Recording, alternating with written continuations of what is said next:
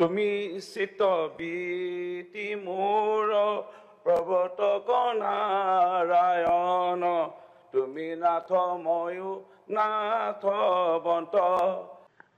মাননীয় উপাধ্যক্ষ মহোদয়, বিৰোধী পক্ষই যি কৰ্তন প্ৰস্তাৱ আনিছে এই কৰ্তন প্ৰস্তাৱক বিৰোধিতা কৰি পেলাই মোৰ বক্তব্য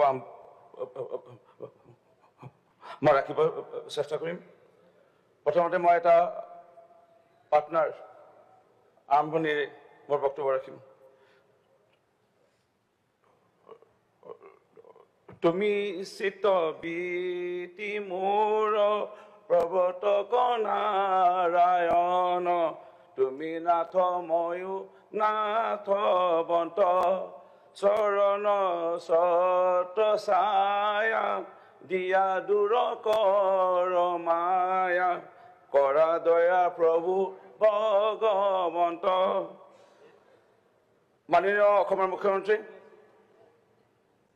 সৰ্বকালৰ সৰ্বশ্ৰেষ্ঠ ডক্টৰ হিমন্ত বিশ্ব শৰ্মা ডাঙৰীয়াৰ আৰম্ভণিৰে তেখেতৰ যি দায়িত্ব অসমৰ ৰাইজৰ সেৱাৰ অৰ্থে ইতিমধ্যে তেখেতে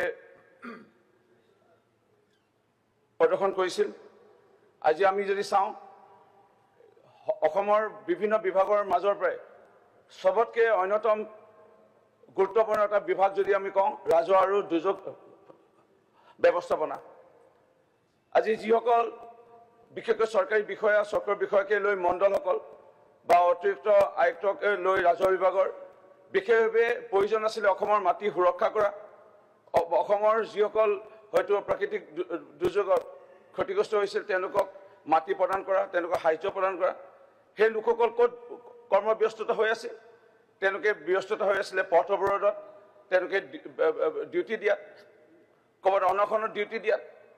এই অসমখনত ক'ৰবাত গুলীবৰ্ষণ যদি হৈছিল, ক'ৰবাত ধৰ্ণা প্ৰতিবাদ হৈছিল, এই চৰকাৰী ন্যায়াধীশসকলে বিষয়াসকলে তেওঁলোকে যাব লগা হৈছিল, বম ব্লাষ্টত যাব লগা হৈছিলে, ক'ৰবাত গুলীবৰ্ষণৰ স্থানত যাব লগা হৈছিলে, ধৰ্ণা প্ৰতিবাদক স্থানসমূহত। তেওঁলোকে অসমৰ বিশেষকৈ ৰাজহুৱা মাটি নিৰাপত্তা দিয়াৰ ক্ষেত্ৰত তেওঁলোকৰ যিটো কৰণীয় তেওঁলোকে কৰাৰ সুবিধাই পোৱা নাছিল। আজি অসমত প্ৰয়োজন আছিলে বড়ো শান্তি চুক্তি, অসমত প্ৰয়োজন আছিলে ডিমাচা শান্তি চুক্তি, অসমত প্ৰয়োজন আছিলে কাৰ্বি শান্তি চুক্তি, অসমত প্ৰয়োজন আছিলে আদিবাসী শান্তি চুক্তি, অসমত প্ৰয়োজন আছিলে আলফা শান্তি চুক্তি। আজি এই শান্তি চুক্তিৰ পিছতে আমি সকলোৱে দেখা পালোঁ যে অসমত শান্তি বিৰাজ কৰিলে।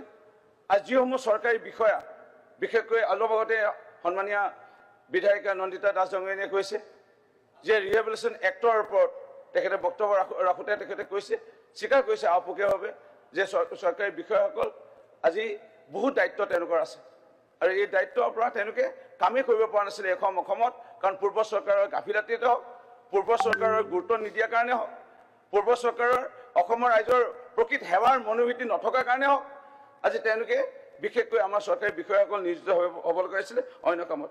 আজি যদি আমি চাওঁ ৰাজহ বিভাগৰ যুগান্তকাৰী পদক্ষেপ, আজি পূৰ্বৰ ৰাজহ মন্ত্ৰী আমি যোগেন মহন ডাঙৰীয়াকো এই মুহূৰ্তত ধন্যবাদ জনাইছোঁ। বৰ্তমানৰ আমি দেখা পাইছোঁ দক্ষ এজন মন্ত্ৰী কেশৱ মহন্ত ডাঙৰীয়াই দায়িত্ব লাভ কৰিছে। আজি বসুন্ধৰা 1.0 আৰম্ভ কৰিলে আৰু নতুনত্ব এটা আনিবলৈ প্ৰয়াস কৰিলে। পিছলৈ গৈ পেলাই বসুন্ধৰা 2.0 আমি দেখা পালোঁ যে পোনপটীয়াভাৱে 2,69,659 লোকক ইতিমধ্যে মাটিৰ পট্টা প্ৰদান কৰিলে। আমি দেখা পালোঁ এতিয়া বসুন্ধৰা 3.0 প্ৰায় 2 লাখতকৈ অধিক, হয়তো তাৰ সংখ্যাও এতিয়া বৃদ্ধি হ'বলৈ গৈ আছে। কাৰণ আবেদনকাৰী যিটো সময়সীমা এয়াও মাননীয় মুখ্যমন্ত্ৰী মহোদয়ে অসমৰ ৰাইজৰ হিতৰ কাৰণে ইতিমধ্যে বৃদ্ধি কৰিলে। ইয়াত ৰিহেবিলিটেশ্যন এক্টত সংশোধনী আনিলে। ইয়াত আজি যদি চাওঁ 100 বছৰ 150 বছৰ পুৰণা আজি শিক্ষানুষ্ঠানে হওক, ইয়াত ধৰ্মীয় অনুষ্ঠানে হওক, আজি বিভিন্ন সামাজিক অনুষ্ঠানৰ মাটি পটা পোৱা নাছিল। কোনোবাই দান দিছিলে, আজি এই দান দিয়া সূত্ৰে তেওঁলোকৰ হয়তো বিভিন্ন কাৰণবশতঃ পোৱা নাছিলে। আজি সেই অনুষ্ঠান প্ৰতিষ্ঠানসমূহ হওক আজি ৰিলেক্সেশ্যন আনিলে, আজি মাটি পটা প্ৰদানৰ কাৰণে। আজি সত্ৰসমূহ আজি কোনে বেদখল কৰিছিল? সন্দেহযুক্ত নাগৰিকে হওক। আমি সকলোৱে জানো কেনেধৰণে সাহস কৰিছিলে অসমৰ সংস্কৃতিক স্তব্ধ কৰিবলৈ, অসমৰ সংস্কৃতিক ধ্বংস কৰিবলৈ সত্ৰসমূহ সংৰক্ষণৰ ব্যৱস্থা গ্ৰহণ কৰি হওক। আজি অসমৰ যিসকল ভূমিপুত্ৰ, এই ভূমিপুত্ৰ লোকসকলক আজি মাটি পটা দিয়াৰ উপৰিও যিসকল খিলঞ্জীয়া লোক, অসমীয়া মূলৰ লোক, আজি ST হওক, আজি গোৰ্খা, আজি চাহ জনগোষ্ঠী হওক, মটক মৰাণৰ আদি কৰি সকলো চুতীয়া জনগোষ্ঠীকে লৈ সকলোকে ইতিমধ্যে 3টা জেনেৰেশ্যনত থকা তেওঁলোকৰ লোকসকলক আজি আমাক মাটি পটা দিয়া যিটো ব্যৱস্থা গ্ৰহণ কৰা হওক। ভাৰতৰ স্বাধীনতা হোৱা আৰু 2 বছৰৰ পিছতে 80 বছৰ হ'বলৈ গৈ আছে। জোনেল ভেলুৱেশ্যন এতিয়ালৈকে চাহ বাগান অঞ্চলসমূহত কেইটামান বছৰ আগলৈকে পূৰ্ব চৰকাৰৰ দিনত কেতিয়াও কৰা নাছিল। আজি এই চাহ বাগানসমূহৰ জোনেল ভেলুৱেশ্যন 21টা ডিষ্ট্ৰিক্টৰ ইতিমধ্যে প্ৰদান কৰাৰ ব্যৱস্থা হওক। যিসকল নগৰ অঞ্চলত থাকে, দুখীয়া দৰিদ্ৰ লোক, তেওঁলোকৰ কেতিয়াও তেওঁলোকে সপোনতে ভবা নাছিলে তেওঁলোকে মাটি পটা পাম বুলি। আজি তেওঁলোককো আজি ৰিলেক্সেশ্যন কৰাৰ ব্যৱস্থা গ্ৰহণ কৰি হওক, ক্লাছিফিকেশ্যন খুবেই প্ৰয়োজন আছিলে, আজি সেই ব্যৱস্থা গ্ৰহণ কৰি হওক। ছাৰ্ভিচ আণ্ডাৰ RTPS আজি টাইমলি ডিছপ'জেবলৰ ব্যৱস্থা যোগেদি হওক। লেণ্ড একুইজিশ্যন সেয়াও টাইমলি বাউণ্ড ডিছপ'জেবলৰ ব্যৱস্থা গ্ৰহণ কৰি হওক। আগতে হাতেৰে জোখমাখ কৰিছিলে কেইটামান দিনৰ আগলৈকে, এতিয়া ড্ৰোন কেমেৰাৰে আজি আমাৰ মণ্ডলসকলে হওক, আজি ৰাজহ বিভাগৰ বিষয়াসকলে, আজি বানপানী ক্ষতিগ্ৰস্ত লোকৰে হওক, আজি বিভিন্ন ধৰণৰ লোকসকলৰ আজি যিসমূহ মাটিৰ সমস্যা সমাধানৰ বাবে আধুনিক পদ্ধতি ব্যৱস্থা কৰি পেলাই আজি জোখমাখৰ যিটো পদক্ষেপ গ্ৰহণ কৰিলে, এইটো এটা খুব আদৰণীয় এটা পদক্ষেপ। লেণ্ড মিউটেশ্যন, কনভাৰ্চন বা পাৰ্টিশ্যনৰ ক্ষেত্ৰত টাইম বাউণ্ড 1 বছৰ 2 বছৰ ৰৈ থাকিব নালাগে। আজি এনেধৰণৰ নিৰ্দেশনা মাননীয় মুখ্যমন্ত্ৰী মহোদয়ৰ তৰফৰ পৰা যিটো প্ৰদান কৰা হ'ল, আজি ডিজাষ্টাৰ মেনেজমেণ্টৰ ক্ষেত্ৰতে যদি আমি চাওঁ, আজি ক'ৰবাত যদি বানপানীতে হওক, কোনোবা মানুহ যদি কেতিয়াবা যদি ক'ৰবাত ডুবিছিল বা ক'ৰবাত কেতিয়াবা পানীত পৰিছিল, আমি নিৰ্ভৰশীল হ'ব লগা হৈছিলে কেতিয়াবা অন্য ডিষ্ট্ৰিক্টৰ পৰা SDRFৰ টীম অহা, NDRFৰ টীম অহা লৈ পেলাই প্ৰত্যেকখন জিলাত অতিৰিক্ত আজি NDRF SDRFৰ আজি নিযুক্তিৰে আজি এটা আদৰণীয় পদক্ষেপ গ্ৰহণ কৰিছে। আমি যদি চাওঁ সম জিলাৰ কথা অলপ আগতে মাননীয় বিধায়িকাগৰাকী নন্দিতা দাস ডাঙৰীয়াই কৈছে, সম জিলা এটা নতুন পদক্ষেপ। এইটো সকলোৱে ইতিমধ্যে আদৰণি জনাইছে। যোৱাকালি নাহৰকটীয়া সমষ্টিৰ বিধায়ক তৰংগ গগৈ ডাঙৰীয়াই খুব সুন্দৰ এটা বিৱৰণ দিছে।